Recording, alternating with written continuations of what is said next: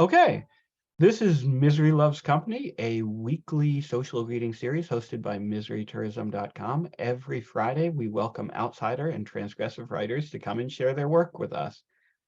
And it's Friday again, and it's the first Friday of the new year, at least the first Friday of the new year that we'll be having Misery Tour. No, it is the first Friday of the new year.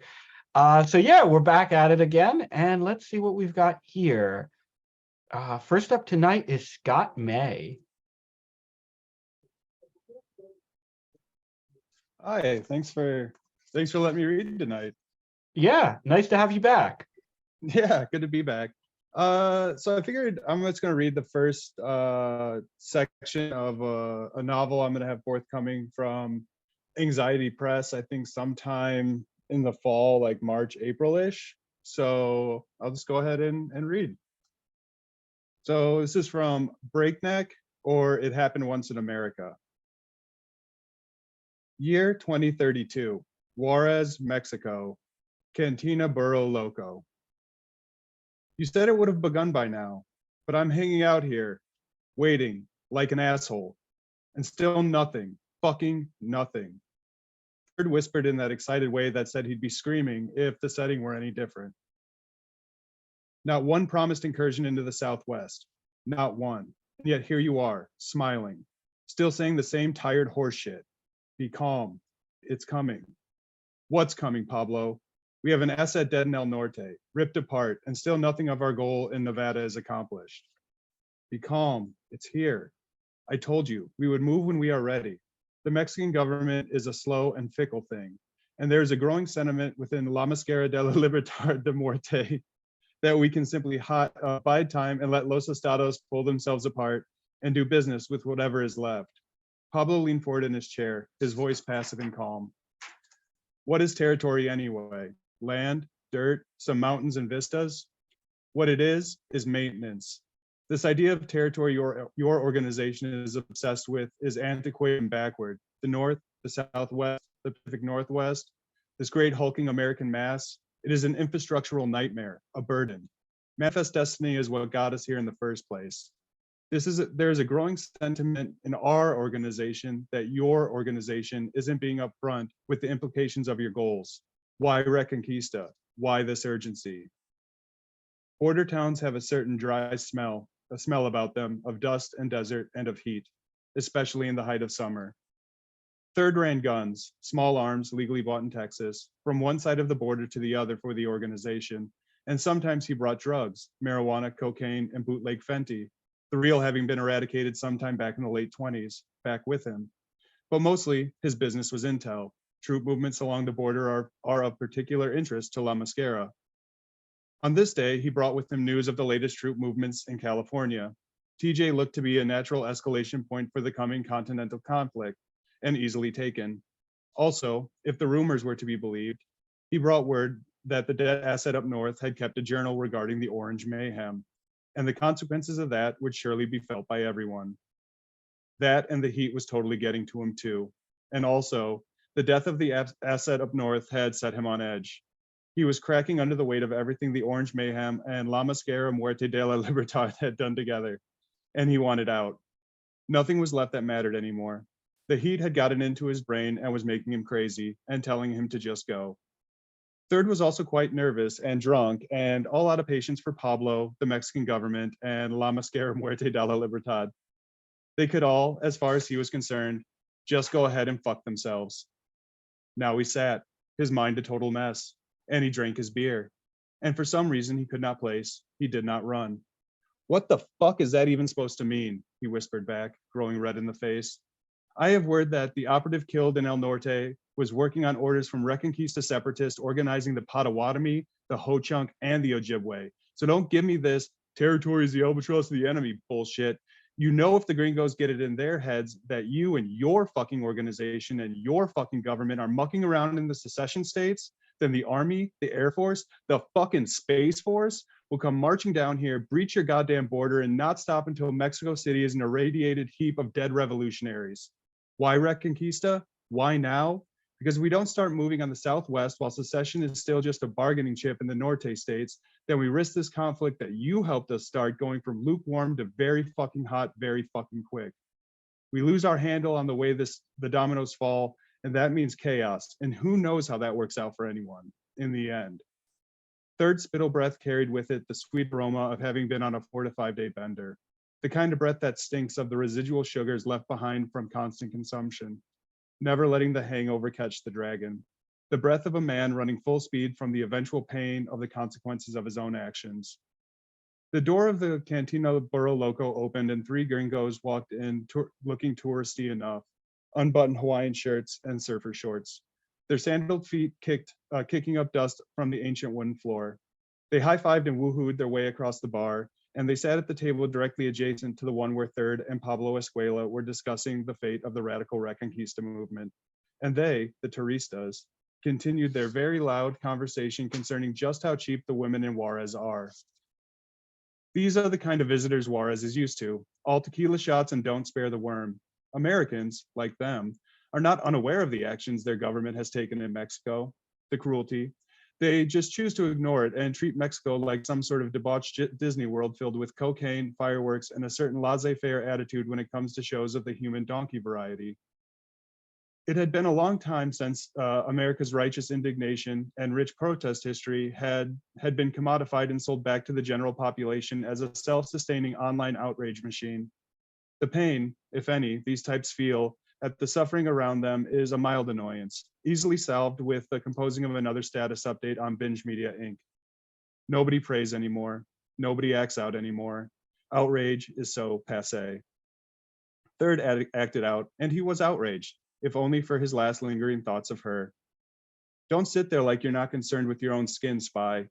The good of Mexico, the liberation of her captured, the recompense for decades of atrocity, and the balancing of the moral scales, it's all an exercise in virtue for you, a means by which to make yourself feel something other than loathing for who you are. It's all just a giant come on and so much play acting. Now that there is the possibility that Third has been exposed, he is full of ideas as to what Mexico should do. Well, I can tell you this now. The troop movements in San Diego are of very little consequence to us. TJ can stand or fall on its own. It's a cut to cure situation there now. And also, the dead asset? Well, that's the problem of the Orange Mayhem now, isn't it? Walter. The name hung between the two men, full of implication and smug knowing. Pablo smiled and sipped at his tequila. Third raised his hand to the barman and singled for another round. The rotund bartender, Hector, who'd been busy serving the already inebriated Americans, turned his head at the curt snap of Third's fingers, and he poured 3 tequila, taking one for himself, and he opened 2 more Modelo. Sweat beaded on the glass as he brought the beverages to the table and set the tray in front of Third. Salud, said Hector. Third drank one of the tequilas quickly and slammed the glass on the table. Hector's eyes found the floor, and he slunk back to the bar. Third's mind relaxed, and he smiled. And he felt the heat leaving his brain, and he took a long pull from his bottle of beer. He hadn't felt so relaxed in weeks. Who the fuck is Walter? Asked Third. Tu nombre es no Walter? No, mi nombre es no Walter. Mi nombre is go fuck yourself. Mi nombre is you and La Mascara don't know as much as you think you do. The Americans from the adjacent table had snatched Third. Real name, Chads Wainwright III, born Westchester, Pennsylvania, circa 2005, with stealth and quickness. The music from the speakers had been raising it by a decibel level undetectable for some time until it effectively drowned out the surrounding noise. Third's situational awareness was woefully inadequate, considering the stakes, the ongoing issues of operational security, and the fact that Pablo Escuela had given a fairly obvious hat tip go-ahead to the Americans while Third was shooting his tequila. The garrote around his neck dug into the flesh there, and he was dragged, legs kicking and arms flailing, to a dirty back storeroom that no wrong side of the border gringo wants to find themselves in. It would have been much cooler if your name was Walter, shouted Pablo, as Third's heel-banging foot disappeared through the door. I guess La Mascara will just have to add that to the ever-growing list of American mysteries that are so plaguing us these days. The slightest of the 3 agents wiped his hands on a dirty rag as he approached Pablo Escuela of La Mascara Muerte de la Libertad. He picked up the chair that once sat Third, and he pulled an envelope from the pocket of his Hawaiian printed board shorts, and he threw it at Pablo. There, he said. It's all there. Pablo looked at the envelope, then at the agent, then at the Modelo, and then he motioned for the beer. Agent Dwight Markline, sometimes referred to as codename Toolbox because of the derisive connotation and in reference to the interrogation methods he routinely employed on behalf of the company, slid the bottle across the table. You do know that Third probably knows nothing about what's going on with the Orange Mayhem these days, right? Asked Pablo. Meh, shrugged Codename Toolbox. You know that doesn't matter, right? Codename Toolbox lit a Dunhill cigarette with a diamond green light strike anywhere safety match, which he struck a light against the rough wood of the table at which the men sat. He offered one to Pablo and Pablo took it, lighting it off the same match before Codename Toolbox extinguished it with a wave. You have to try though, right? Use your methods, is that it? Don't get all righteous with me. You and I both know that his kind of radicalized do-gooderism, naive though he may seem, can easily spiral into real action, have real consequences for real people.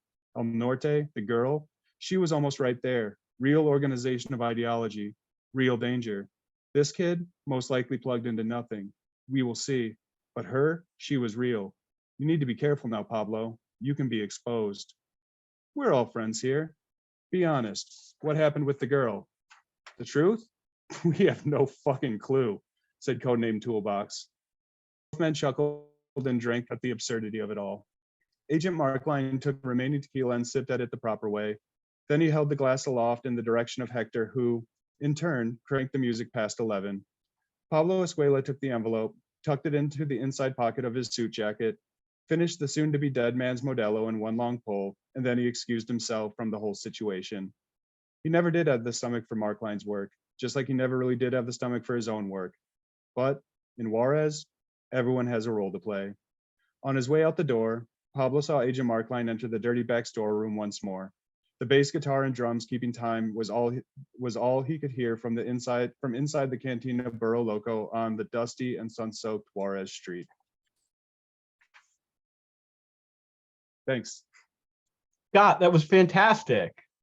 You know, when it comes to this kind of writing, when it comes to like political thrillers and stories about spy and like international intrigue and stuff, they're 100% sold by the details, and the attention to detail in just that chapter you read was fucking sublime. Like really, like just the little things, some like about how the characters talk, the mocking of the like American tourist with the don't spare the worm thing, right? And the little like throwaway detail about how like actual fentanyl had been eradicated, and so and all the little nuances of this intrigue, right, are so on point here in a way that's really enthralling and that really pulls you in and that disorients you too, which is exactly what you want in this kind of piece, because you're supposed to be overwhelmed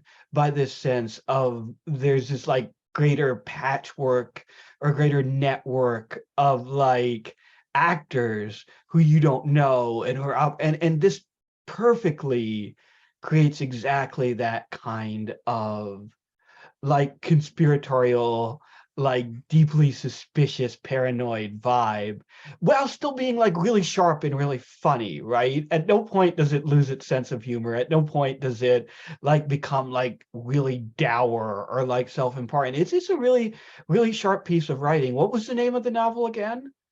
Breakneck, or It Happened Once in America, because apparently I went through this thing where I liked the little second longer title for Yeah, books. right. And that's coming out on Anxiety Press? Yeah, sometime in March or April, I think, of this year.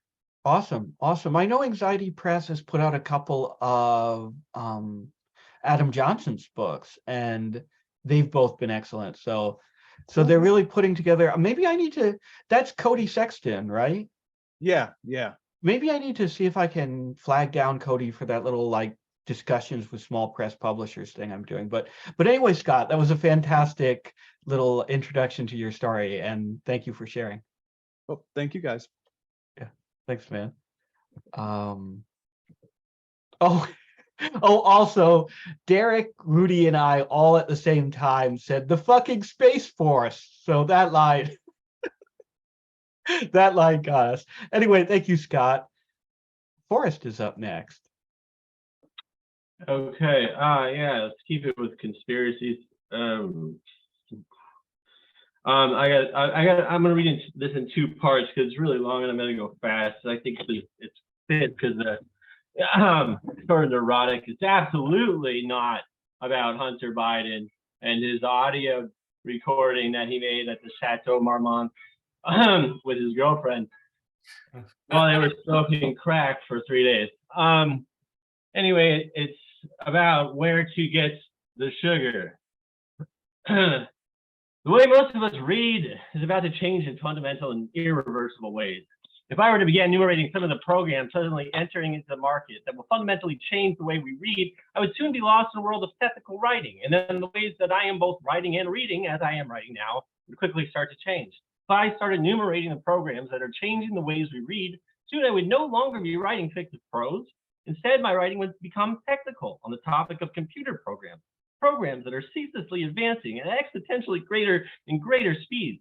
Ultimately, what would happen, likely, if I were to start enumerating these programs and the ways they might possibly change reading in fundamental and irreversible ways, is that I would begin programming computers myself instead of trying to tell you a story.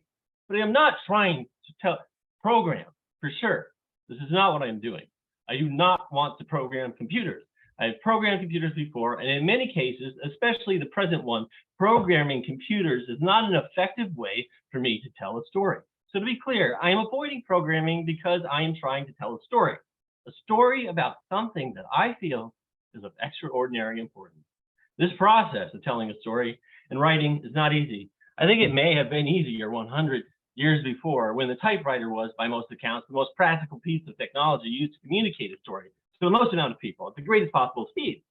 Being that I am writing from this unique historical position when we are collectively standing at a threshold from where we can look back upon what we once knew as reading and writing, many of us likely with feelings of nostalgia and a desire to cling to the past, and then look in the other direction and see a sketchy landscape with an ever increasing amount of debilitating obstacles that will likely obstruct or even obliterate reading in the future.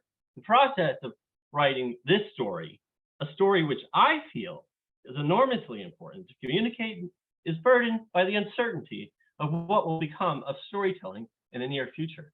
In the 19th century, one is led to imagine readers would have been much more generous, permitting the writer to indulge herself with her own lavish prose about the travels she had done or the gossip she was privy to. When the writer would delicately weave in this information into some great drama concerning aspects of human experience, such as love or death, of which there were few other ways to communicate outside some type of verbal art form. Even in the 20th century, when radio, cinema, then television became the dominant modes of communication, readers would permit the writer to indulge himself in descriptions of neurotic inner monologues or the sordid characters who populated the writer's life and the terrible things the writer himself may or may not have done. Readers gave 20th century writers permission to tell stories in these ways because otherwise a reader had no other means to access this type of information. The type of information that was too intimate for the moving picture or radio plays that were produced at great expense. Now, however, I fear you won't believe me when I tell you that there is in fact no other way to tell you this story, the story I feel you absolutely must know. I feel that many are beginning to believe that there are more effective ways to transfer the information that I feel I must transfer, especially the younger generation, who are more likely to learn computer programming language so they can understand something about AI language learning models than they are to learn French so they can read Baudelaire to better understand that which torments us. But I am telling you, there is no way to tell this story aside from in writing, and I say this knowing in advance, before you know it, that me even knowing the story exists is dependent on some of the very programs that are threatening to destroy the need for writing in the near future. Nevertheless, people need to know this story that I am trying to tell you. And I am sorry for those who already believe that reading is a thing of the past, but the only way to communicate this story today is verbally. And because you have not brought a bottle of wine to my home so we can sit and talk for a few hours over a meal, my writing, your reading, is the only way to tell this very important story, which I am only just beginning to tell you. Of course, you must understand that I very well may be lying to you. The story which I am claiming is so very important may in fact be entirely trivial, not at all true, and offer only the thinnest sliver of insight into a way of being in the world, a sliver of light which is only exposed by an obnoxious persona I prop atop an unwieldy ego. my own ego. Furthermore, the emphasis I am putting on the importance of a specifically verbal telling of the story, and specifically one in writing instead of, say, an audio recording that gets posted on the internet, may simply be an illusion I have conjured up especially for readers. I could, for instance, have merely created a portrait of a man narrating a story, a man narrating a story. My mother walks in the worst possible part. A man narrating a story who is perhaps erotically attached to the clacking sounds of his mechanical keyboard. A fictitious character invented by me who becomes sexually excited when he hears his fat fingers slapping on his big, ugly gaming keyboard. A piece of computer hardware he bought instead of paying the electric bill one month.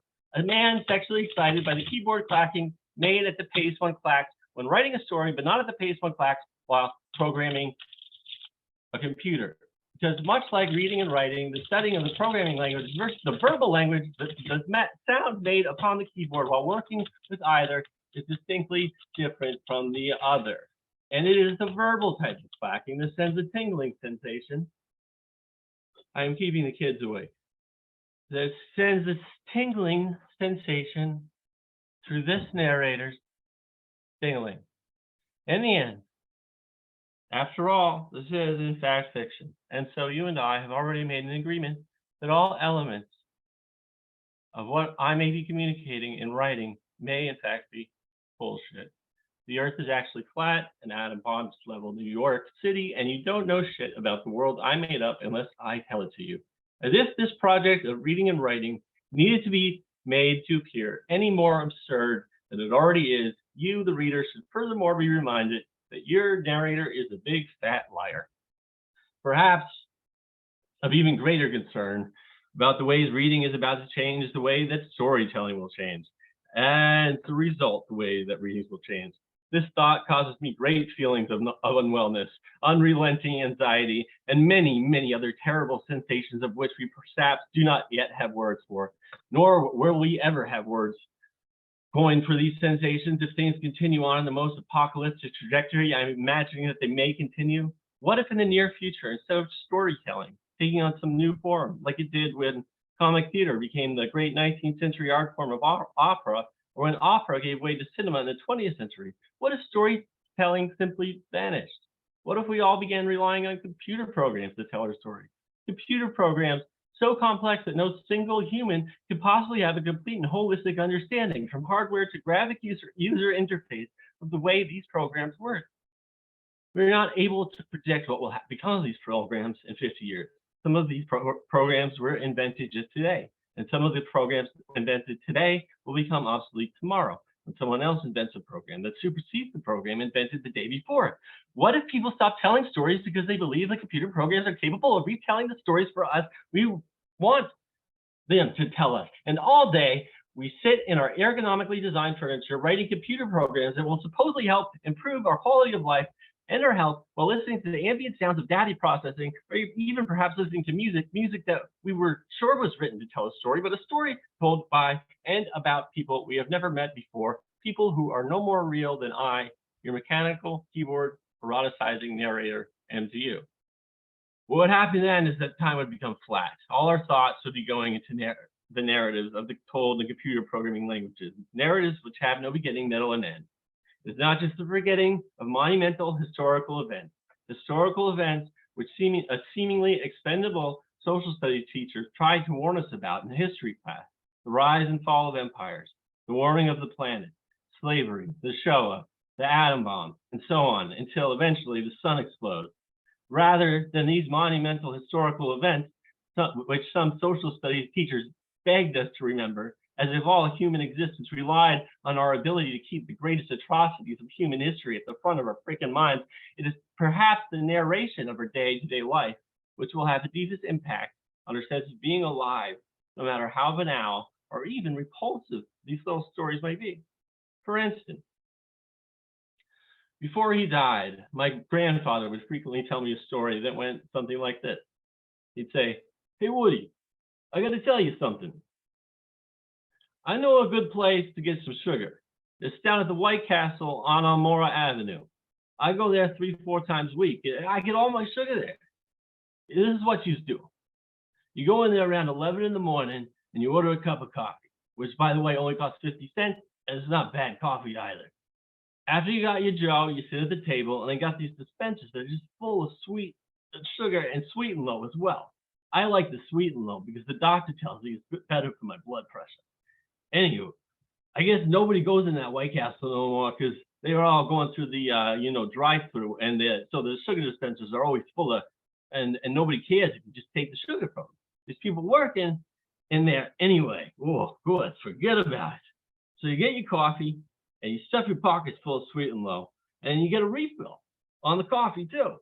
So around 11:30 or so, you get your refill, and you walk down the park, and a block and a half down the way, and sit on the bench to drink your coffee. That's where the girls from the bank come out for lunch break. And there are some nice girls down there, Woody, let me tell you. So you sit and you watch the girls, and you drink your coffee, and that's how you get your sugar. I brought the sugar back to your Grammy, my grandfather would say, and she makes me another cup of coffee. See? And my grandfather would pull his stash of sweetener packets out of his pockets and show me how real he is being, as if his story would be irrelevant otherwise. There are presently many computer programmers diligently working to deliver sweetener around the globe in ways that are supposedly healthy for our bodies, for the planet.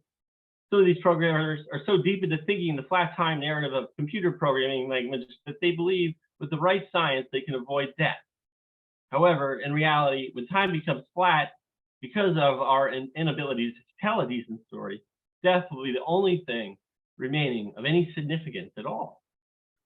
Unless, of course, you're a person who gets excited by the clacking sounds of a mechanical keyboard while writing in a programming language, then perhaps you are content, just as long as you don't feel compelled to narrate the ways this rifle offers some sense of being alive. Unfortunately, for those advocating for literacy by a programming language, it seems the human happiness does somewhat depend on sharing these types of narratives without getting sugar, as frivolous, debased, or inconsequential as they may seem in a larger scale of worldly events, and writing remains the best way to record these stories so they are not lost in some cultural game of telephone, and that we can recall their motifs and reinvent their plots for future generations, as I am about to do now. As I mentioned above, I have in my own special chronological notation of an event, which I without a doubt believe must absolutely be communicated. To reiterate, this history, which I am about to share, may or may not have happened, but the factual basis of the story is ultimately not of any concern, because the story itself reveals certain insights into the ways we are in the world during a specific period of time. This portrait of the ways we were then offers us an opportunity to reflect on the ways we believe we are today. And then perhaps most importantly, this reflection on how we are today reveals how we can be now and in the future. In other words, the story reveals certain truths that can't be reduced to philosophical aphorisms or a digital painting created with computer software. It is a little ironic that I am trying to tell you a story, because this story is really kind of a cliche. You likely already know a story like it if you don't know this particular story itself. Still, I feel it is important to write it down with my clacking keyboard, to share it verbally as a process of narration, reframing, remembering, if not for keyboard clacking alone. That way, even if we tell stories is suddenly flipped on its head and we all start existing in flat time without beginning, middle, or end, we will still know how this particular event happened in history, which can help us understand in the future how we were today, and just as importantly, how we can be in the future. The story is about a prince, I'm almost done, of sorts, an American prince, if there ever could be such a thing. An American prince struck with a self-inflicted madness, who was struggling with maintaining the image of his father. I guess this story is sort of like Hamlet, and then many stories before Hamlet, all the way back to the Greeks, the Bible, and in many disparate oral traditions before writing even existed. I guess you could say the story is a bit of a trope. In my version, there's only two main characters, a prince and his mistress, but there's a cast of characters around these two who can, in short order, affect billions of people around the planet. To make this prince seem more relatable, I'm going to give him the name Boris Scumbag, a name that is clearly derived from my own, the real life name of your narrator. Your real life narrator who becomes sexually excited by the clacking sounds made when he typing out his stories on his mechanical keyboard. In fact, in many ways, Boris Scumbag is a lot like me. We both were capsized baptized Catholic, for instance. I see in him certain weaknesses that I have. Weaknesses like guilt, self-loathing, masochism, coupled with desire to escape it all by detaching oneself from any sense of the body, perhaps in some attempt at the spiritual atonement to be one with God by inundating the senses with an ungodly amount of drugs and alcohol so as to become completely senseless. Weaknesses of our faith, some might say. The prince and I also have a weakness for Jewish American princesses, colloquially known at one time in a cutesy yet disparaging fashion as Japs, which I personally feel no guilt about. In fact, I feel elated by it, perhaps saved in a way that Jesus could only aspire to save me. This is where the second character comes in, whom I will call Lily, because that is what Boris mistakenly calls her in his severely brain damaged mid-binge crack prattle, even though her actual name sounds nothing like Lily. Boris is in many ways like me, but there's one key difference. He is a prince and I am not. My grandfather stole sugar from White Castle and catcalled the girls who worked at the bank. Boris's grandfather saved 10,000 men in World War II, established himself as a great American hero, and then left in his wake a surname that would carry on one of his sons all the way to the highest office in the land. So when we get down to brass tacks, the most significant difference between Boris and your mechanical keyboard-loving narrator is several extra zeros in the bank account, twice as many zeros, in fact, whereas I have had, in the best of times, had 4 zeros for Prince Boris, in the worst of times, has had 8 zeros. This is why this story begins in a villa at the Chateau Marmont in LA, rather than in my roach-infested kitchen in Crown Heights. Or more specifically, the story begins with Prince Boris, scumbag, getting kicked out of the Chateau Marmont because he had become so brain damaged from smoking crack ceaselessly for many days on end that he blew up his spot at the hotel, and the hotel staff kicked him out. And that's where I'm just going to stop. Okay. Forrest, I hope you will come back and read the rest of this next week, because, and I hope you haven't gotten in trouble with your mom. I did. I have been all week, but yeah, it's okay. Thank you. Yeah. But this is fucking fantastic, Forrest. This is not at all what I was expecting based on your brief little like introduction to this. This is monumental. Like, this is somehow at the same time like a reflection on the death of literature, right? On the death of like print media, or at least the written word, and the retelling of the infamous Hunter Biden situation, and like an incredible like dialect story from your grandfather, that section, and like it all works together, right? Because it's all wrapped in this framework of like language and the way language functions and the way writing functions, so that when you go on this incredible detour about your grandfather's stealing sugar packets from White Castle, the way that's written, like the way you perfectly capture that dialect in the text, and the way that's like framed by this like reflection on the role of language, on the role of the written word, it fits perfectly, right? It shouldn't fit perfectly. It should seem like a complete fucking non sequitur, and it is a complete non sequitur, and it's a hilarious non sequitur, but it's a non sequitur that's like rooted in this larger reflection on language. And man, I want to hear more of the Hunter Biden shit too, because just all of that so far has been fantastic. I'm excited about this, Forrest. Thank you. All right. Yeah, next week it's verbatim. I transcribed for hours, so I'll come back. Right. Oh man, holy shit! I'm looking forward to it. Okay. Dude, Morris, your performance was fucking amazing for that. Like, I guess we have to give some credit to your mom too. I guess because when she walked in, that was actually perfect. Thanks, Mom. But yeah, the keyboard stuff and all that stuff added quite a bit. That was very punctuated. You guys don't get that keyboard stuff?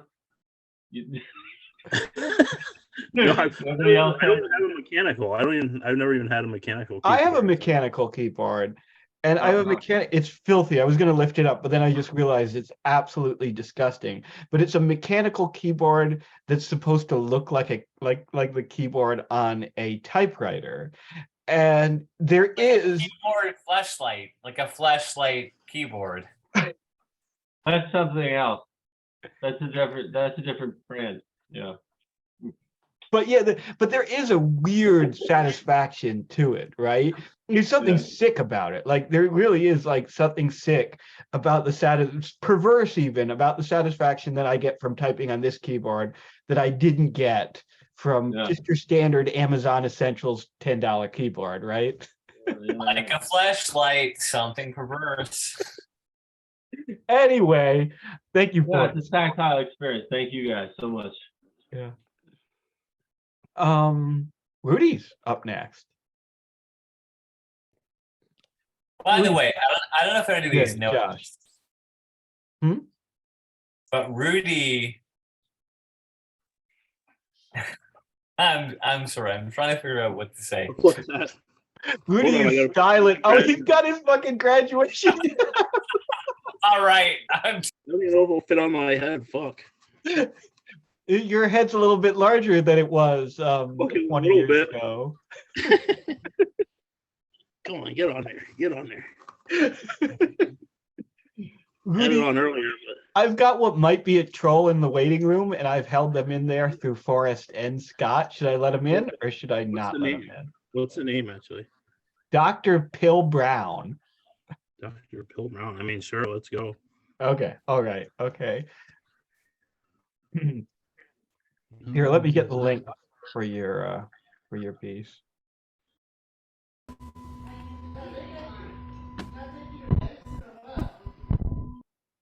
Oops. Oh, Dr. Brown.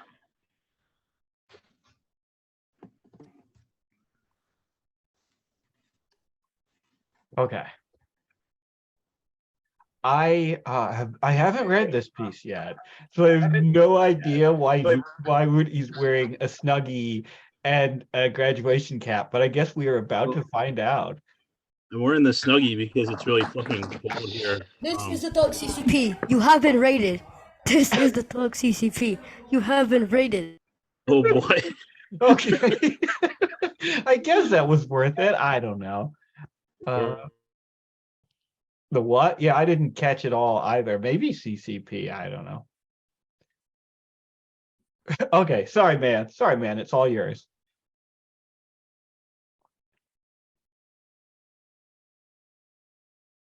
Unstable, I think. Okay, can you guys hear me okay? Nice. All right, so this post, I'll just read what's on my Substack. This post is brought to you by Dungeon23 hashtag, my latest TTRPG, that's tabletop RPG world obsession. The challenge asks you to create a 365 room mega dungeon one day at a time. So early in the process of considering what to do for a dungeon, I decided to fixate on two scary things I'm kind of obsessed with: spree killings and the American public education system. Yeah, basically I made a dungeon for the little game prompt thing here. That's Dylan and Eric's, school pretty much. And there's an evil wizard who's trying to create a big evil staff that will conquer and enslave all children. So that's what this is sort of about. But it's also sort of about my creative habits and such. So yeah. Excuse me. This piece is called Atmospheric Noise. Angband was an old computer game Reb and Vodka binged, where they could purge a fantasy setting of evil over 100 levels. While save scumming one night, they fell into a slipstream, a reality trap, an entangling something. And experts say that something is usually not nothing, especially when it isn't nothing, ain't nothing, nada, but I don't talk no double negatives. The course is of their directionless lives were about to change from correspondence to 4 credit hours through the abjuration of ADHD. Just Google, does your child save scum in video games? I'll wait. Anyway, our young, overdiagnosed, over everything protagonist fell through fire, darkness, night, and fog until predominantly white shores that became a dungeon.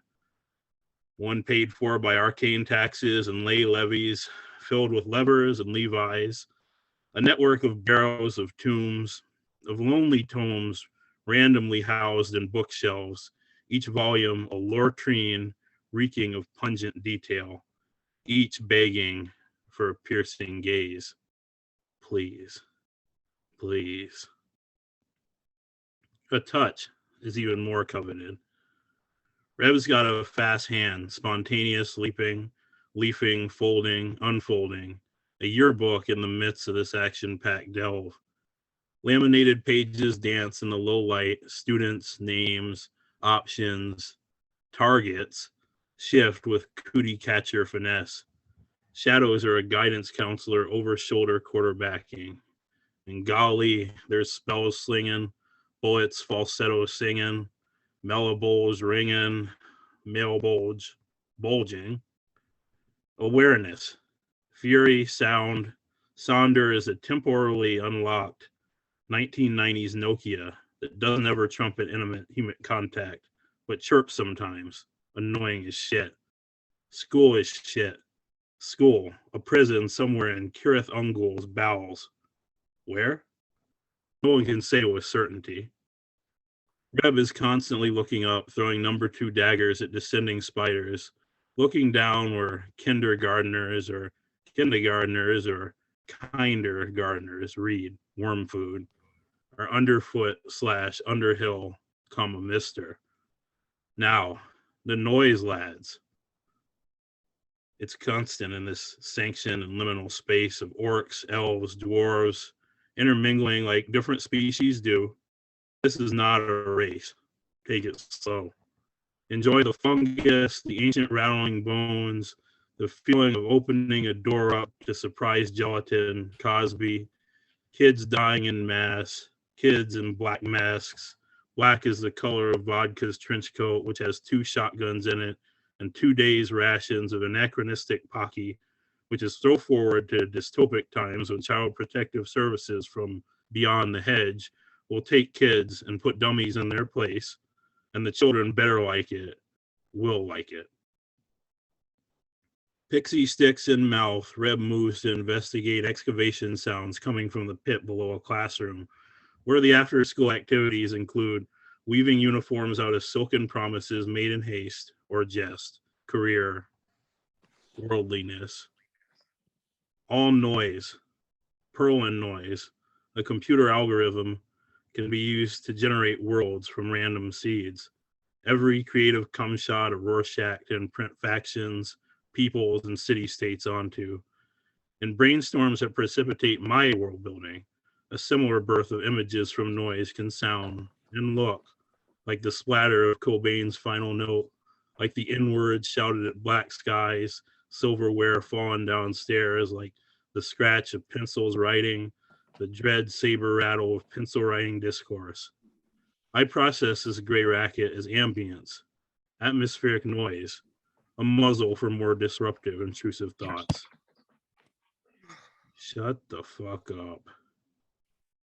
Vodka takes a swig of himself, cockshoddy, repels into pitch black on the back of a chorus drider dressed like a bellhop who jumped Jim Crow, or maybe just short hop, fucking Spade. Reb follows suit. A who's who of frightening encounters assails the boyish duo on the way down. Every bat, every vampire, calling all skeletons. Their descent has a dark Battletoads flair to it, weapons igniting the Umbra while the vital solutions found in enemy guts French kiss their ruddy faces like joyous chemicals, turning the friggin' frogs gay. Wrath and natural selection, just a frolicking. The sound of looms is oppressive as feet touch floor, a sweatshop, gift shop. Somewhere, the educator looms, but not here because looming in this particular place has worker connotations. In this service sector, child laborers are eaten by machines. Yum. Lick chops, lickety split is the watchword. An orca costs Reb, muscled and rippling, looks about 6 in all senses. 6 years old, 6 feet tall, 6 degrees from Kevin Bacon because orcs are pigs, huh? A shotgun's inside voice is, in defiance of the rules, louder than its outside one. It says, back up. And the orc and gravity oblige. Center mass reels, acceleration times mass, black mass, turn the crosshairs upside down, unreal. Robed priests start getting up. Masses set again one too many times, jarring. Aussie and war pigs. Every cleric and clerk in here is trained for war. Pigs.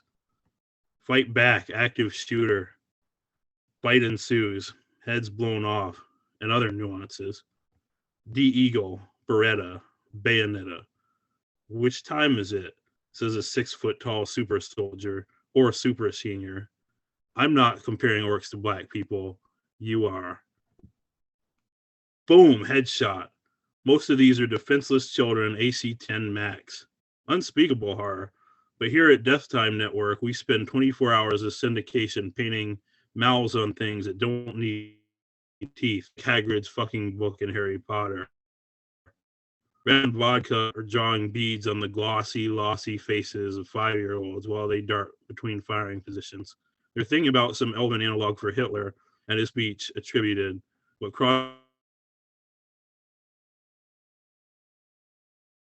trying to kiss vodka on the mouth in the end of level room, drink him some hard lad shit while vodka call girl. Secrets found, 1 of 2. Reb and vodka are covered in gore. There are pieces of the enchant, but not quite the ones they need to break the spell of edumacation. And that's all, folks.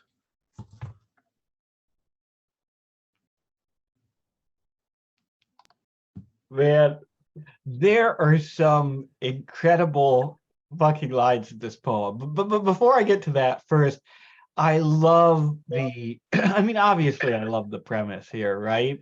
And but I love the way you're portraying the premise, right? This isn't just school shooting meets dungeon crawl, right? Like even you would have had me at just school shooting meets dungeon crawl, but what you're really doing here, like, is getting at something about the nostalgia of childhood without making it cute and without making it pretty. Like, you're getting at the experience of being 13 or 14 years old and the kind of things that 13 and 14-year-old boys, especially if they're losers and degenerates as we were, like, will think are cool, right? But at the same time that you're doing that you're like delving through all the 90s, like, totally rad nostalgia shit, you're actually portraying the school itself as a deeply hostile and scary environment, right? And I mean, school is scary. school, right? And you're doing it in a way that is like you know, the fucking cartoons of our politically incorrect youth might have flirted with the idea that, like, school is dangerous or uncool in this way. But what you are doing here is like dialing that up to 11 and completely and utterly, like, capturing the sense of being young and going to school and feeling like going to school is at one moment, like, simultaneously entering into a space of real danger and peril, but also a space that's infused with this kind of weird pubescent energy or whatever the fuck you want to call it. You know what I'm saying, right? With the like the places. Like a mysticism of, like, the kind of the chemistry of school. Yeah. Yeah, it's really- exactly. Like you said, yeah, mysticism and like the romanticism of it and the weird, like, being a kid, right? But there's Yeah. some incredible fucking lines here. Man, a shotgun's inside voice is, in defiance of the rules, louder than its outside one. That's fucking brilliant. beautiful. The one thing I always talk about with your work and always love about it is like the like layered and nested puns and stuff. And I don't know if you've ever had like a more elegant one than the splatter of Cobain's final note, because there's wordplay going on there on multiple words in that sentence, including note, right? Like, so is that like the last note he played on his guitar, right? Is that the sound of the shotgun going off, or is that a reference to Suicide Note, right? Well, I And struggle with that one because I really had a hard time coming up with it, because like I was trying to get for each of those 4 parts there, I was trying to do something that was an image and the sound too. So like, oh, because like, you know, the like Perlin noise like is a image generates an image, but you know, it's based on like gradient noise, which, you know, is a reference to the noise and that. I was trying to get that. right. So I'm glad it came across good. Yeah, no, that one definitely. That I'll have to go back and look at it and see if I can find some of the others that. But that one was immediately like intuitively and viscerally like effective. Yeah. Anyway, man, that fucking rocked. Thank you, man. Thank you. I'd encourage everybody to look closely at the picture, because there's lots of Easter eggs in there. I'll tell you that much. Oh man, and the Um, picture, as usual, is completely computer generated, right? It's not complete. I mean, yeah, no, I basically I show you the pictures that were used below. Oh, okay, But but it's like a collage of computer it's a generated. collage of shit. Yeah, Okay. yeah, you know, digital. But yeah, thanks for letting me read, man. Yeah, man. Thank you for sharing. And John is up next.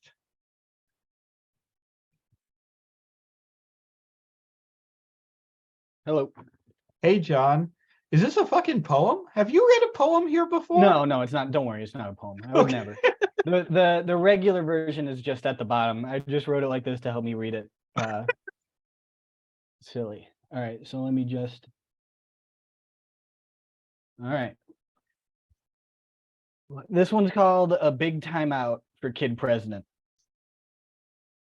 Kid President, former president of the United States, is currently under indictment for crimes against the United States of America. The former president began his political career at the age of just 4 years old, becoming the youngest congressman in the history of the United States. A member of the birthday party, Kid President, at the time referred to as Kid Congressman, was met with overwhelming approval in his district and was well liked amongst his peers. Kid President's polling numbers set well above the 80% mark and only rose from there.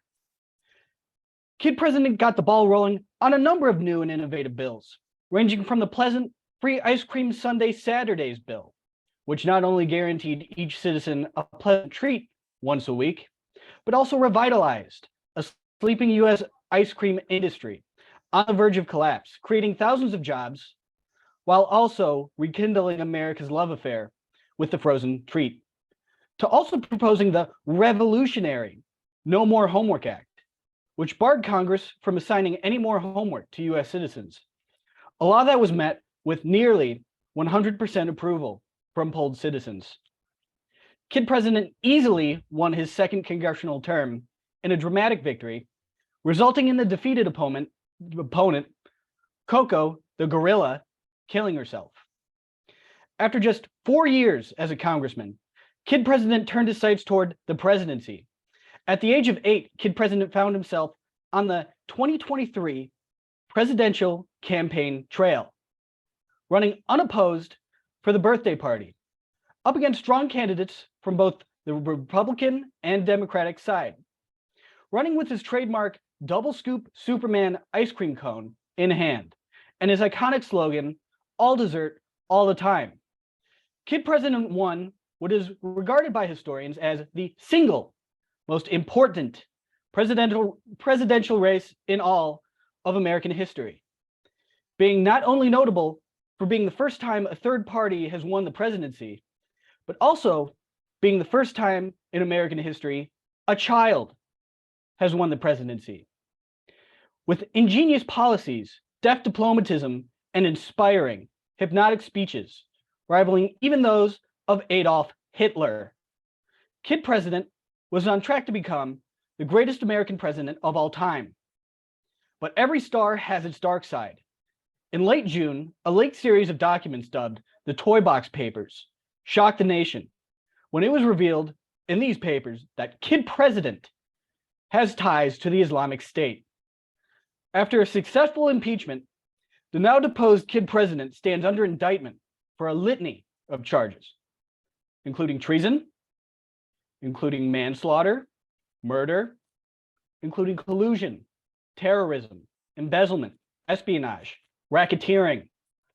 The treason trial starts this Friday, January 6th, to determine if and to what extent Kid President was colluding with the Islamic State. No matter the result of the trial, the affair will, no doubt, leave a horrible stain on the now 10-year-old's political legacy. If found innocent, Kid President, having already lost the presidency, will live the rest of his life in shame. If found guilty, as per the law regarding treasonous acts against the United States government, Kid President will be hanged by the neck until he is dead in the middle of the United States Capitol building. A public hanging event which will be broadcast to the government channel on Twitch and YouTube. Live tickets for the event will be available for sale at the US box office or at usboxoffice.org. Innocent or guilty, I don't think we'll be seeing a child win the presidency for a very, very long time. In unrelated news, it appears the local anonymous masked vigilante, Kid Crime Fighter, has mysteriously disappeared from the streets. Kid Crime Fighter was known for his tough stance on crime, as well as its often regarded, dubious at best, ties with the Islamic State.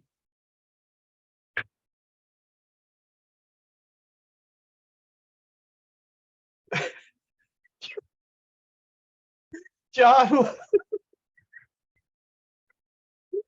you you really got me at Islamic State.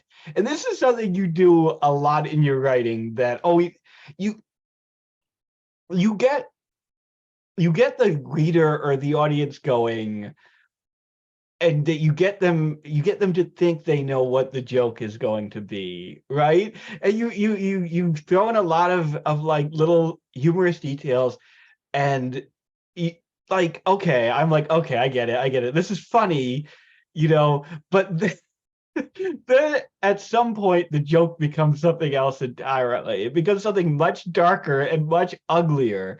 And that's exactly what happens here. I was laughing. I was like, okay, this is a funny premise. Like, this kid, it's like, yeah, or like, our American politics are pretty fucking dysfunctional, and we probably would elect a kid. And that kid probably wouldn't be an effective president. But then it gets to the Islamic State thing, and the wheels come off in such a hilarious fucking fashion. And then the potential public hanging of the kid president, it's just, it is, this is nasty shit, John. I love it. It's wonderful. Thanks. Thank you, man. Anyway, so Coleman is up next. Hey everybody. Hey Coleman, how's it going? Hey, it's pretty good. I'm gonna share my screen, or actually no, I'm just gonna read something. It's an excerpt from a trip report. So in Hobart soon. So this is a small poem that's an excerpt. 5 flaming oak trees stiffen toward the boy blue sky. Their trunks lean like naked men in a locker room. Each branch varies in length, shape, and size. Each leaf is an averted eye. Penis envy.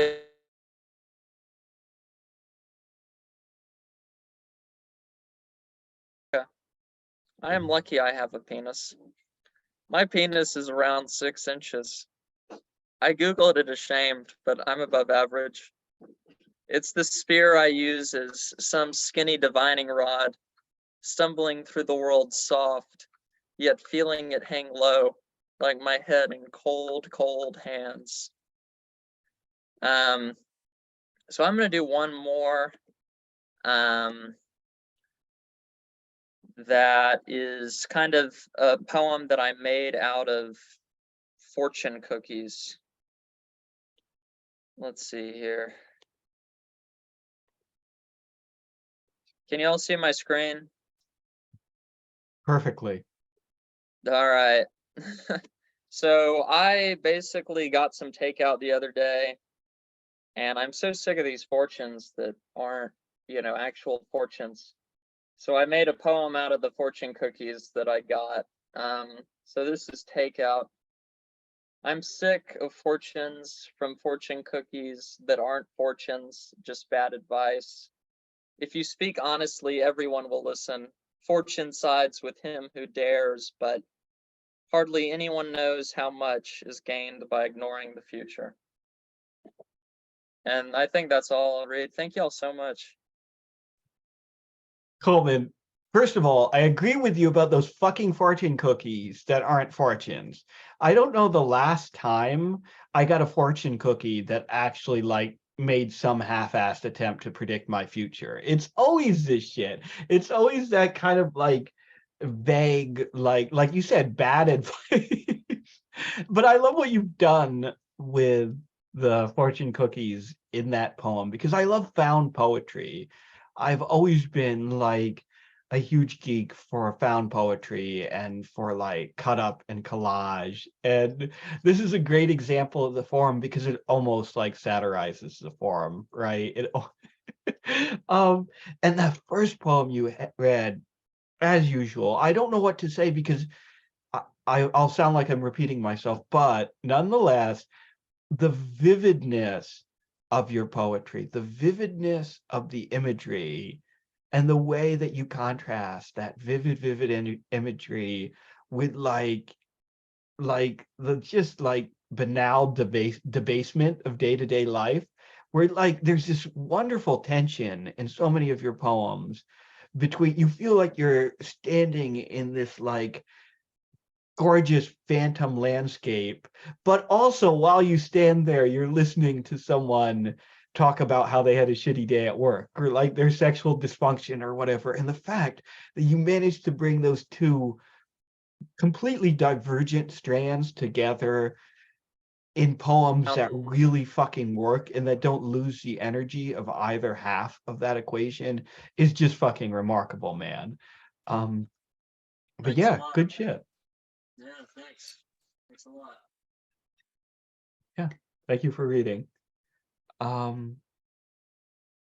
I had to close and reopen the document because my internet was lagging. Josh is up next. Oh no, I'm already unmuted. I was already gonna say something. Okay, so yeah. Welcome back, Josh, first of all. Thank you. It's I'm already in a feud online with someone who is trying to dispute with me this idea of hobbyists and artists, and I'm sorry. They're taking it out of context.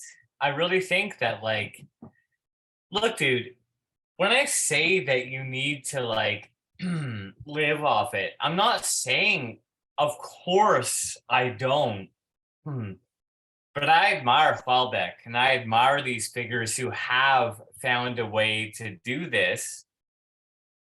And that's who I admire. And so I will be shitty and say shitty things to people and artists who present themselves as analogs to that. They're not. Was that your poem, Josh? No. Josh, someone- Josh, well, speaking of trying to make a living off this shit, could you stand up just a little bit and show everyone your t-shirt so that maybe I'll make another $15? Oh, yes. Well, this is actually, and Big Bruiser Barback had said my body was a melted dumpling, but I think that it wears this. Josh, take off your shirt. No, for so many reasons. And Josh, this is William. Take off your shirt. Does that sound like me? Does that sound like? I hope that. No, doesn't it sound like doesn't. something It I would sounds say. like someone who is a friend of someone who will be serving me at a bar in Denver. Gigi, Here's what it sounds like. Gigi, Josh. I will have you know that I am the only editor in chief in Outsider Lit who has not been accused of being a sex pest, and I would like it to stay that I know way. this. I know this. Josh, this is Big Bruiser Dope Boy. I know you won't take off your shirt. Nah. This is Oh, also yeah. Big Bruiser Dope Boy. You definitely won't take off your shirt. I have. You would never take off your shirt. I'm gonna read my These are the poem Big next. Bruiser Dope Boys, and we know you're not going to take off your shirt, No. Josh. I would take off my shirt. I'm All not even of wearing the pants dope right now. boys. All right. And now this was an early draft of my poem, which I now don't even want to read because it won't be that good. Josh, But- Josh, Josh, I can't hear you very well. Can you take off your shirt? Josh, Gigi, shut up. Josh, read your poem. All right. But no, now I know that Gigi is going to be a little bitch and send this to Bruiser. No, But no, no. Okay, but no, wait.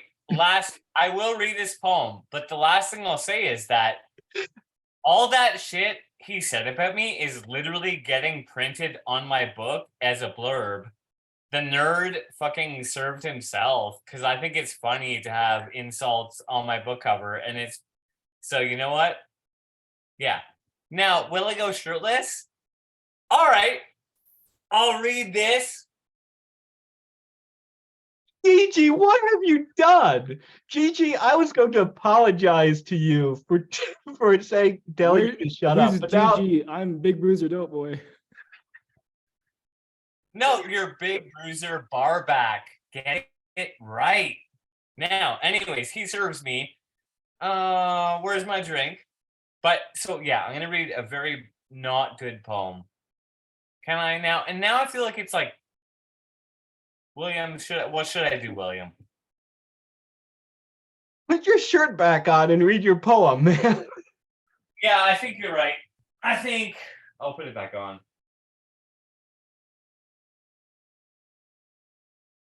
And just read it. It's not good. This is the thing. This is why these assholes suck you into this. Now, Gigi, and I know that Gigi is the one who sent Big Bruiser Barback my photo. Anyways, William, let's just, you know what? Let's forget that happened. I'll try. All right. It's called 36C. 36C. 34. Well, you know what? No, it's 36C. The 36C Eglinton East towards Flemington Park is idling on the platform at Eglinton Station. There's no driver. The bus is 1/3 full, and we're all waiting to go. When another 36C pulls up in front of us, or not, rather, when another 36 pulls up in front of us, must be the A or the B towards Kennedy Station. Personally, I can take any 36 I want. I'm only traveling 5 or 6 stops to Sheila's place. Some people get off this 36 for that 36, assuming that 36 will leave sooner.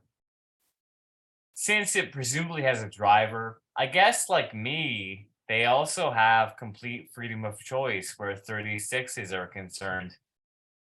I consider my next move. I'm already running late again, but I find it more problematic to be seen running in public for a bus that doesn't wait. It's embarrassing. There's no way I could return to this 34C Eglinton East towards Flemington Park with my dignity intact. The longer I sit here thinking, the higher the likelihood of the bus pulling away just as I get to the rear doors increases. Before I make up my mind, was it ever a choice? The A or the B beeps 3 or 4 times and takes off. So I continue to wait with the 36C cohort, check my phone for the time, and think that this might be the time that Sheila finally calls bullshit on my ADHD as an excuse for being late. To pass the time, I take inventory of each passenger's attire. Someone is wearing a jean jacket, another has a burgundy fleece pullover. I can't tell if it's a full or a partial zipper. Towards the back, one rider dons a suit. A dude standing by the doors is sporting a hoodie. There are a couple of rain jackets and a puffer. Me, I'm in a yellow flannel. I move on to the footwear. The lights go out, likely triggered by some mechanism to save energy after idling for so long. It's kind of nice in the darkness of the bus, the heightened anonymity. Yeah, I pretend I'm in a spaceship. Zoom. Then another 36 pulls up in front, another A or another B. If I start for this one, everyone else will know that I faltered the first time. No finish. And I refuse to subject myself to their judgment. I continue to wait in a darkened bus / shuttle until minutes later the driver takes the wheel. This, of course, is about more than bus routes. That's the end. Josh, I hate that kind of situation. As someone who doesn't drive, I've been in this situation before. Especially like nothing causes me anxiety like public transit causes me anxiety. And no facet of public transit causes me as much anxiety as not being sure if I'm on the right bus. You know, like there's nothing that Because like they left earlier, and it's like there were people who left, and I acknowledge that they made the right choice, but you doubled down. It's like right. And sometimes you make, and there's always that sense of like, is this bus that I'm on even gonna make it? You know, is it even gonna fucking get there? But if I change buses, is it gonna be a miscalculation? And am I gonna end up on the wrong end of the city, even though I've looked at the side on the bus so many times? It's just something that like really gets at the heart of what it's like to be like an insecure human being, and how even with all the signs and with all the details spelled out for us, we can still second guess and we can still wonder if we fucked ourselves somehow. And you get at it perfectly. You get at that like deep insecurity perfectly. As usual, like you're kind of the master of finding humor and insight in like the most banal situations. So hats, but not shirts off to you for that one, Josh. oh Okay. my god, please just William, we might have to do that only because I believe that Gigi is acting with Bruiser to embarrass me. Oh, you think it's a conspiracy? Yeah, and I confronted Gigi, and Gigi was honest. Yes, I absolutely sent that photo to Bruiser. And I think it's just, you know what? I think it's darn not nice. I think we're in a nice scenario here, and I think that he is not being nice because he knows what he's doing. But I can only pressure him in terms of his soul, and I don't think souls exist, so I don't know what to do about that. But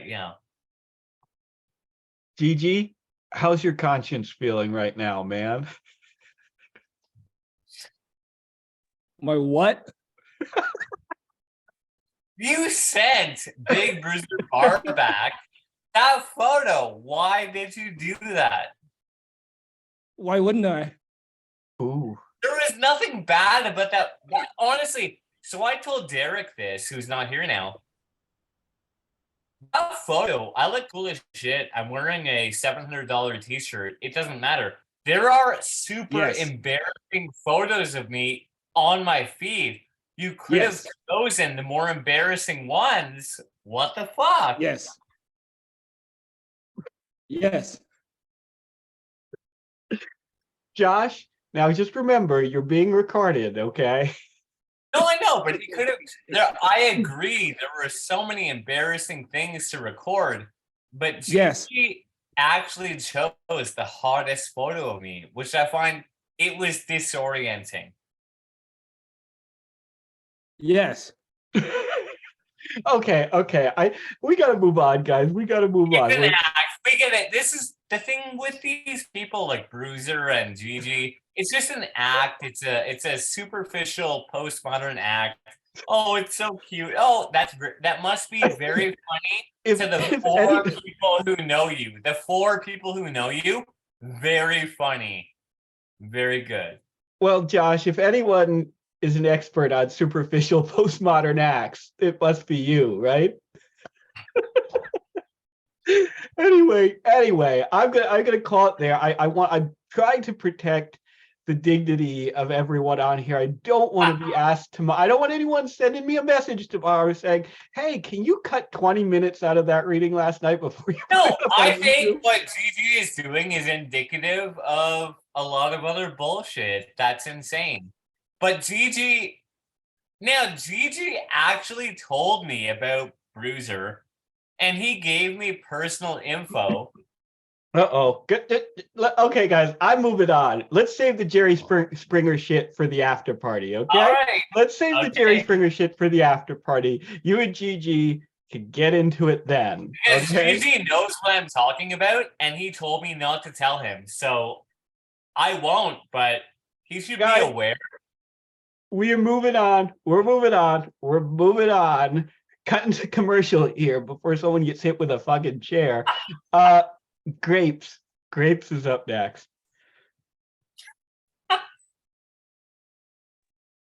Hey. It's funny you say commercial because I actually have a poem about YouTube ads. So Perfect. I'm just reading By the way, love you, Grapes. As you know, just for the record, this was not. What? No, William is losing it. No, I just want to say, Grapes, like, we had fun in New York, and I really like you and appreciate your work. That's all. Oh, you're so sweet. Yeah, I had a nice time too. Okay. But so this first poem is titled The Amount of Time YouTube Ads and Voids Stand Away from My Life. With advertisement bullshit, 4 seconds, 15 seconds, 5 seconds, 5 seconds, 10 seconds, 7 seconds, 7, 20, 10, 30, 10, 5, 7, 30, 5, 10, 30, 10, 5, 4, 6, 30. YouTube voids blackout standing away, 5 seconds, 3 seconds, 10 seconds, 5 seconds, 8 seconds, 5, 6, 8, 8, 5, 3, 6, 6, 10, 6, 4, 6, 6, 4, 10, 10, 10, 7, 5, 6, 7, 15, 7, 4, 7, 5, 4. A Merriam-Webster ad, 32 plus seconds. Something I can't remember anymore. 8, 4, 8, 3, 5, 30, 20. Okay. And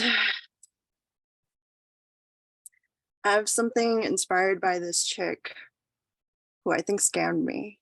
I think she might have been a scam artist. She had Wait, a lot of tattoos on her neck. The random numbers reminded me of the Chihuahua that is now the LA Clippers like official entertainment act. I don't know if you've seen that Chihuahua, like that balances on the basketballs. Have you seen that one? No. And when you were calling out random numbers, it just felt like what that Chihuahua would have done. Sorry, just my perception. No, I Anyway, appreciate your input. that is my artistic input. That is, yes. Sorry. It's fine. Um, so I have here a poem about a scam artist potentially, and she just had a lot of dots on her neck. Thought the tattoos on her throat told me to think it, and I did. I connected the dots on her throat. Constellations appear with the draw of my pen's line. Stars and signs align on her throat, dot to dot, connected by lines. And I'm going to read one more. I'm going to read it first in Spanish and then in English. It's really brief. Okay. Bulliciosamente. Ella siguió con la cacofonía de su vida, viviendo lo mejor posible, pero siempre de una manera bulliciosa. Transcurrieron los días y todavía lo mismo. Ruidos duros por todos los lados, y él nunca comportándose. Okay, so that means. All right, so a little background too. I used to have this partner who was just the loudest motherfucker ever, and he would not be quiet. Like doing nothing, he would just make noise, like coughing, snot, rockets, just like you name it, it was happening and it was loud. So this one's titled Noisily. She went on with the cacophony of her day, living the best way possible, but always in a noisily manner. The days pass and still the same, loud sounds from every direction, and him never behaving. Okay, that's all I'm reading for now. Michelle, those were fantastic as usual. I want to talk about that YouTube poem. I want to talk about that YouTube poem because that one resonated with me personally to an obscene degree. I have spent, especially the last couple of years when I've been really fucking depressed, I have spent way too much time vegetating in front of YouTube videos. I've spent so much time vegetating in front of the YouTube videos that I know that they've changed their advertising algorithm and that it's getting more aggressive and they're showing more ads per video, and the ads they're showing are longer. There are fewer of the ones that you can just skip after 5 seconds, right? And so I have felt over the course of the last few months, especially viscerally, this sense of YouTube stealing time from my life. And that poem perfectly captures that experience, because not only are you touching on something that I've actually like personally experienced and felt, but also the way you present it in the poem, the gradual, like literally counting the fucking seconds, 5 seconds here, 15 seconds there, 13 seconds there, like gets at the cruelty and monotony of that experience in just a vivid and wonderful way. The second two poems were great too, and the second two poems were great in the way that all of your poetry is great. That same thing I've talked about so many times, where you take a moment in time and you capture it and you like taxidermy it and turn it into this wonderful, beautiful like diorama or this, you know. But that first poem really got me because it got me where I live, you know. Anyway, Michelle, those were fantastic. Thank you. Oh, thank you. Yeah, I think the YouTube ad thing is something I want to make a conversation piece, because it just doesn't make more sense to have your human right of access to information taxed in this way. Taxed, the taxed is the perfect word for it, that you are paying this tax of your time. Yeah, I agree, Michelle. Thank you so much. Oh, thank you. And Troy is up next. Hey. I loved you in Flower. Marigold. What? I loved you in Marigold, rather. Awesome. Thanks, man. Okay. I've been I think last time I read some of these, like they're kind of short, like joke poem kind of things I'm doing. But I wrote all these today that I'm gonna read. So they're kind of rough, but this one's called There's a Problem in the Aqueduct. The rail burned my feet above the bridge over the water. I jumped without the plan, camped down from 10. I thought about my dad killing people. I wondered if he ever jumped off a bridge, whether escaping enemy gunfire or to impress a girl in middle school. It felt like a long time before I hit the water. Felt like pavement when I did. I couldn't breathe, but it was okay.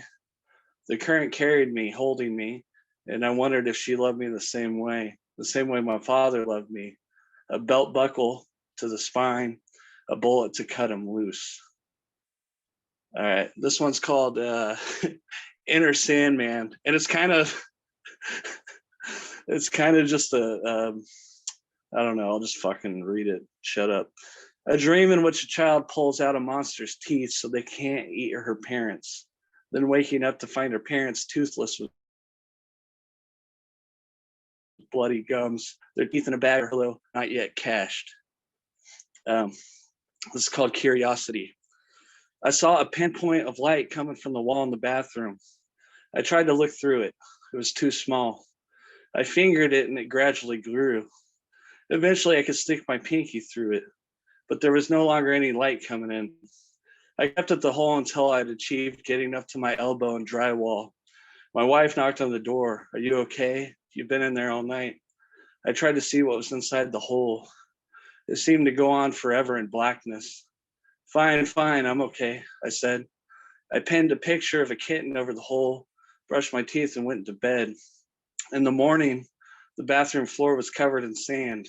It looked like there had been a note written in it. But now there were only footsteps coming toward me from where the hole had been. And there, the light I'd lost found me. All right. This is called Easy Fix. When it breaks, whatever it is, you don't have to fix it, just get a new one. Okay. It's called Hamlet. I drove along the interstate with the Slim Jim into my teeth, nursing a Mountain Dew I kept clenched in my thighs, listening to a radio play, Hamlet to be exact. But I wasn't listening, not really. I just kept thinking about the skull. Why does that dude have a human skull? Why is he holding a human fucking skull? Then again, I was wearing human skin. That's different though. I wanted her to love me. I just needed a hug. This is called Pentagrams. Right in the rails, the graffiti is never good and almost always interesting. Like, take these pentagrams. You see them all the time. Old Jack, who has no legs, tells me they're cursed. That's the kind of devil bullshit that made me slip off the ladder and lose my legs, he says. You were drunk, I say. Was it because of some teenager's graffiti? He starts hemming and hawing and says, you just wait and see. Something will happen to you someday. And when it does, you'll know you've been cursed. Won't have one doubt in that little fucking pea brain of yours. I say, that's the stupidest fucking thing I've ever heard. He says, oh yeah, raising his fist like he's going to fight me. I say, all right, take it easy. They're cursed. You win. A few minutes later, I tell Jack I have a headache. So stop singing Born in the USA at the top of your lungs, dude. Cancer, he says. Brain cancer. I told you, cursed. Okay, I got one more. Ye drinks beer with Jones. A Dracula walks into a bris, he says, trying to hold his composure. Everybody becomes silent, gawking, scared. The Dracula bows smilingly and says, oh, Mrs. Kravitz must not have told you. Rabbi Shlomo's down with the flu. I'm the alternate Moyle. Kanye laughs his ass off, banging his hands on his knees. You got to tell that one to Kim. Kim? Yeah, I'm building a fucking house around her. Okay, I think I have one more tiny thing. Intervention. My hot dog fell out of the bun at the ball game. It bounced twice, then rolled down the bleachers. I ate the bun, a glorious last gleaming of mustard and ketchup. I had a beer with my bun. It tasted diet, made me self-conscious. The guy at the bar the guy at bat hit a wide drive between third and second, single. Next dude hit a pop fly, out. Next guy at bat had my hot dog. It had dirt all over it, white chalk too. He was still chewing on it when he stepped into the box. First pitch coming in fast, a monster breaking ball. He swung at it. That sounded like dynamite. Home run on a broken bat, a jaw full of hot dog. I thought, God damn, it was the hot dog. I bought 75 more hot dogs from the vendor. I dropped the dog and watched it roll, eat the bun, the mustard and ketchup. Eventually, I just started throwing them out to the field. I swear to God, every time he stepped up to bat, he had a hot dog in his mouth, chewing. But he wasn't hitting anymore, not even close. He was just chopping the bat. It sucked. He sucked. I found him after the game chewing another hot dog. His belly's full of fat like he was pregnant. I told him we needed to talk. I needed a refund on faith. He pulled a hot dog out of his pocket and ignored me. I hit it out of his hand and yelled, "You have a problem, buddy." I kneed him in the stomach. He heaved and fell to the ground. I kicked him in the stomach. I got on his back, reached around his head, stuck my fingers down his throat. He gagged, but nothing came out. I kept at it until he opened like a valve and gallons of pink sludge poured out of him. When nothing else came, we stood awkwardly looking at each other. He looked at me, looked at the ground, looked at me, looked at a passing car. Finally, he said, "Thank you," before shuffling off. I believe we both got what we came for. All right, that's all I got. Thanks, guys. Troy, those were hilarious and horrifying. Oh my gosh, I had no fucking clue where any one of those like little microfictions were going to go. I could not have guessed. I couldn't have even begun to guess. And each one was completely vivid and completely nasty, but not in a predictable way, not simply gross. It's easy to write like fiction that's simply gross, right? But this is like gross on some existential level. This is like a grossness of the soul that is just it's just so wonderful. Oh my God, that the moment in the hot dog one where the guy thanks him afterwards, but you get it, right? You get why he would, because he really did have a fucking problem. But all of these, the bathroom one is like so like perfectly captures that weird state of mind that you're in when you're half asleep in the bathroom in the middle of the night and nothing quite feels real.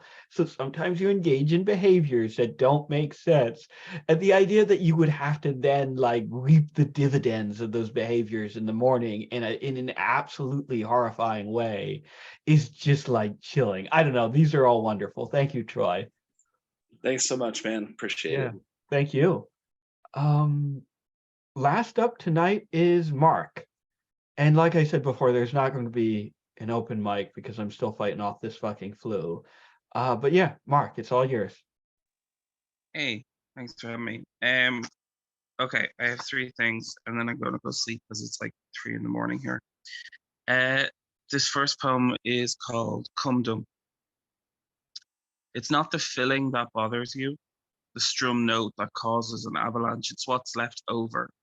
Pond scum blanching the skin, the word cumdum's plosive p, ruining the spondees, even humdrum appeal to become a broken seal, cockless and leaking towards the floor, beginning to congeal. This next one is, I took a very pretty painting and made a fucked up poem out of it. It's after a painting by John Singer Sargent called Land and Water. Land and Water number 2. Too far from land to swim, too rich to try. They drink the cellars dry, eat all the food, not realizing I can bide my time. Eventually they creep down from their rooms, searching for scraps. I don't eat the deckhands. Most have the sense to take the escape boats. A boy looks at me like he's seen land. I go in for a kiss and tear at his throat. Boats sink, men die. They always need crew. The sea is the perfect dining table. I'm the same as you. I just like the taste. Sometimes the kiss draws blood and I push through, surprised at just how much I am able, aghast how much of my life has been waste. And in the spirit of the interlude earlier, I was planning to read this earlier, but I just think it's funny to end on this, given the boxing match that we all witnessed with everything. That was quite interesting.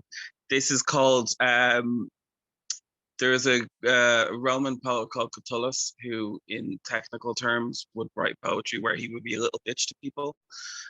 So this is called Catullus's newest TikTok, after reading poets' versions of his poems. Spineless cunts, every one of you cosplaying my invective. Did no one tell you you're allowed to fucking swear? But these, well, what you're calling poems that you've been writing like plastering after up top gives you license to straight up steal other people's work? Appropriating my voice because you're too afraid to be a mess, as if life is just one uninterrupted stream of goddamn success. You disgust me. My legacy is secure because I call people out by name knowing they'd actually read it. Did you really risk your career with that generic poem about your nameless ex? Not that there's actually much to risk, since people scroll right past your basic bitch shit. Thank you.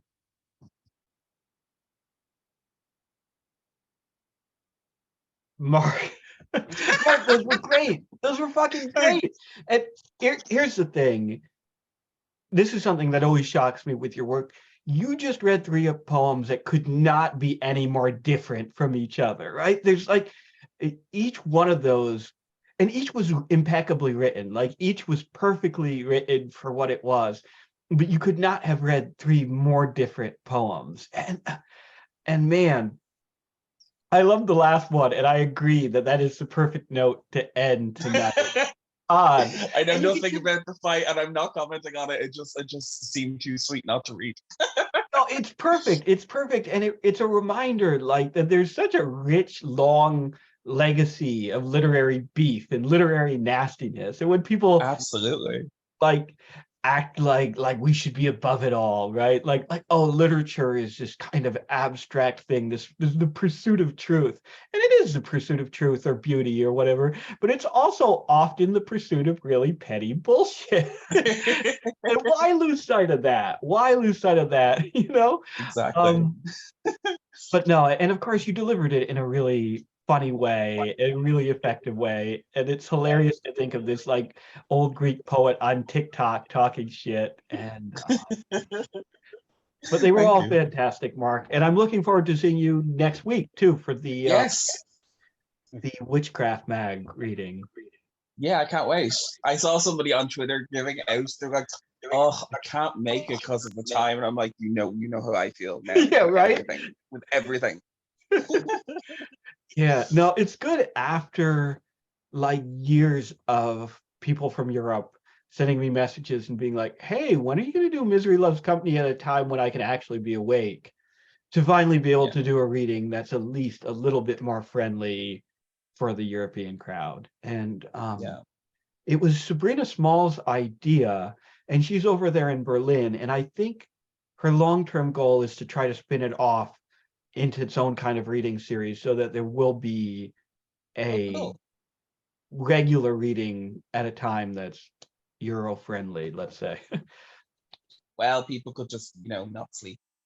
Yeah, well, William, this is kind of Oh people no. trying Josh, I'm going to be ending the stream in just a few seconds. Is this something you want to say before I stop recording or after Yeah, I I stop just think recording? it's like, oh, they like what they see and they would love for all the work you put into to be something they would benefit off of. I just think I would love for them to benefit off of all of the work that I've done. I am Because protective, William. I am protective of you, just so you know, Yep. actually. I want the literary community that we've built to get bigger and bigger and to stretch across this fucking earth. I right? want It's not about my I ego. want that- My no. ego is big enough, Josh. My ego No. couldn't get any more bigger. It's fully satiated. My ego isn't hungry anymore. I want this thing to become bigger than it is. You know? William, I understand. I agree. And I think it can become bigger, but I think there's a way to do it that I don't know. You know what? Fine. I'm gonna show him that and just Take it, there's a Josh. big- Save it for the after party, okay? I am going to end it there. Although I do want it, since I was just talking about it, just a quick plug. If you're watching this on YouTube, there will be no normal Misery Loves Company next week. Instead, a few hours earlier at 5 Eastern Time, 10 GMT, we are going to be Misery Tourism and Witchcraft Mag are teaming up to host a special Friday the 13th reading. I think we're calling it what? Witchcraft Loves Misery or something like that. So we have a lot of readers who haven't been able to make it in the past because most of them are European. It should be a fun time. Anyone who comes to these things is welcome to come to that reading as well. And yeah, should be a great time. Anyway, this has been Misery Loves Company. We do this every Friday night, except for the last 2 Fridays, and I guess the next Friday, 8 p.m. Eastern Time, 5 p.m. Pacific. Anyone is welcome to come and read. Anyone is welcome to come and lurk and just hang out. We tweet out the link right before we begin from our Twitter account at Misery Tourism. And I think that's it. Thank you to everyone who read tonight. It was a exciting night. It's been a fun one. It's always a fucking fun one. Lots of great work was read. Yeah, thank you guys. And I think that's fucking it.